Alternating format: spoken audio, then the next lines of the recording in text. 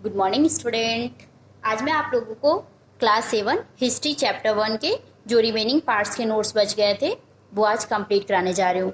Part 1 already upload हो चुका है, तो जो भी स्टूडेंट नहीं पढ़े हैं पहले पार्ट 1 पढ़ेंगे, उसके बाद पार्ट 2 पढ़ेंगे। ओके, तो चलिए स्टार्ट करते हैं। Rajputs a group of warriors who claimed Kshatriya state gained in importance during this period. क्या लिखा हो? Rajputs a group of warriors who claimed Kshatriya status gained in importance during this period. इसका मतलब क्या हुआ कि क्षत्रिय स्टेटस का दावा करने वाले वॉरियर्स मतलब क्या होता है? योद्धाओं के एक समूह राजपूतों ने इस पीरियड के दौरान महत्व प्राप्त किया। ओके, दोबारा देखिए। क्षत्रिय स्टेटस का दावा करने वाले योद्धाओं के एक समूह राजपूतों ने इस पीरियड के दौरान इम्पोर्टेंस प्राप्त किया। ओके, तो इसका पूरी क्या हो जाएगी?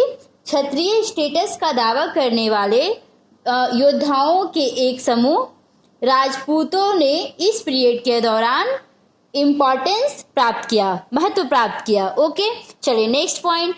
The Maratha Sikhs Jat Ahoms and Kayasths also became important. मतलब मराठा, सिख, जाट, अहोम और कायस्थ भी महत्वपूर्ण हो गए। ओके, अब नेक्स्ट टॉपिक है आपका caste system. People were group into jatis or sub cast. मतलब लोगों को जातियों और उपजातियों में बांटा गया था। किसमें? जातिज और सब कास्ट में, मतलब जाति और उपजाति में बांटा गया था। Okay, they were ranked on the basis of their backgrounds and their occupation.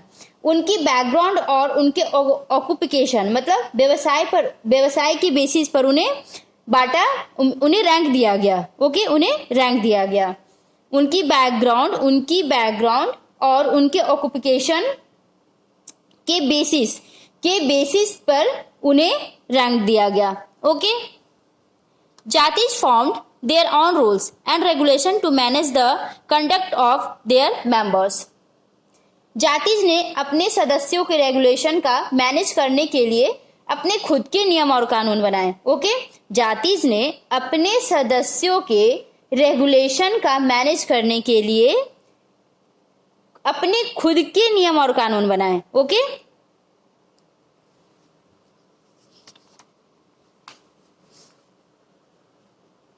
अब ये है जो आपकी टॉपिक है रीजन एंड एम्पायर। तो ओके, इसके बारे में हम लोग पढ़ते हैं रीजन एंड एम्पायर। रीजन मतलब क्या होता है? क्षेत्र और एम्पायर मतलब साम्राज्य। ओके, तो क्षेत्र और साम्राज्य। During this period many dynasties emerged. Okay, during this period many dynasties emerged मतलब इस पीरियड के दौरान कई डायनेस्टीज मतलब कई राजवंशों का क्या हुआ? इमर्ज हुआ, कई राजवंशों का उदय हुआ। Okay, next dynasties like the Cholas, खातीज,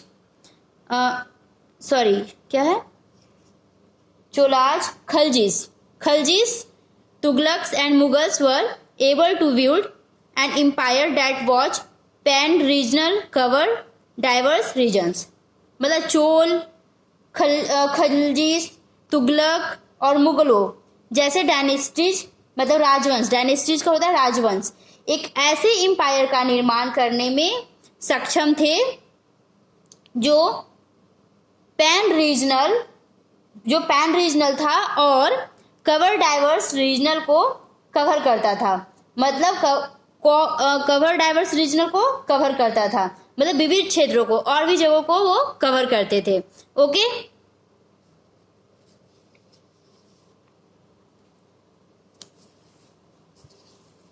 अब आपका जो टॉपिक है old and new regions.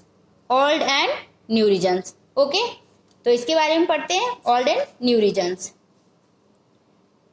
Religion was often closely associated with the social and economic organisation of local communities. मतलब रिलीजन अक्सर लोकल कम्युनिटीज मतलब स्थानीय समुदाय के सोशल और इकोनॉमिक मतलब सोशल मतलब सामाजिक और इकोनॉमिक मतलब आर्थिक, ओके, ऑर्गेनाइजेशन यानी संगठन के साथ क्या था, क्लोजली एसोसिएटेड मतलब क्लोजली तरीके से जुड़ा हुआ था। तो दोबारा देखिए, रीजनल मतलब धर्म जो था, रीजनल अक्सर लोकल कम्युनिटीज के सोशल और इकोनॉमिक ऑर्गेनाइजेशन के साथ क्लोजली एसोसिएटेड था मतलब क्लोजली जुड़ा हुआ था। During this period important changes occurred in Hinduism. मतलब इस पीरियड के दौरान, इस अवधि के दौरान हिंदू धर्म में महत्वपूर्ण चेंजेस हुए। ओके, इस पीरियड के दौरान हिंदू धर्म में महत्वपूर्ण चेंजेस हुए। They include the worship of new deities, royal patronage of temples. इसमें नए देवताओं की पूजा, मंदिरों का रॉयल पैट्रोनेज शामिल था। मतलब नए देवताओं की पूजा की गई और मंदिरों के मतलब रॉयल पैट्रोनेज का मतलब शाही संरक्षण, मतलब उनके संरक्षण में भी शामिल थे। The teachings of Islam were also introduce through migrants and merchants. Migrants और मर्चेंट्स के थ्रू से इस्लाम की टीचिंग को भी इंट्रोड्यूस किया गया था। मिग्रेंट्स का मतलब क्या होता है, प्रवासी, जो बाहर के लोग होते हैं, मतलब जो बाहर रहते हैं, ओके, और मर्चेंट्स मतलब व्यापारी। तो प्रवासी और व्यापारी यानी माइग्रेंट्स और मर्चेंट्स के थ्रू इस्लाम की टीचिंग को भी इंट्रोड्यूस किया गया। Okay, next, Muslim regards the Quran as their holy book and accept the sovereignty of and God Allah. मुसलमान जो मुस्लिम लोग होते हैं वो कुरान को अपनी पवित्र पुस्तक मानते हैं, ओके, और एक ईश्वर अल्लाह की सॉवरेनिटी को एक्सेप्ट करते हैं और वो एक ही गॉड को मानते हैं, अल्लाह को मानते हैं। ओके, एंड ये आपका लास्ट टॉपिक है, इसके बाद आपका हिस्ट्री खत्म हो जाएगा। Okay, chapter 1 complete. तो चलिए लास्ट टॉपिक क्या है बच्चों, टाइम एंड हिस्टोरिकल पीरियड, समय और ऐतिहासिक काल। ओके, पढ़ते हैं। Time reflects changes in social and economic organisation in the persistence and transformation of ideas and beliefs.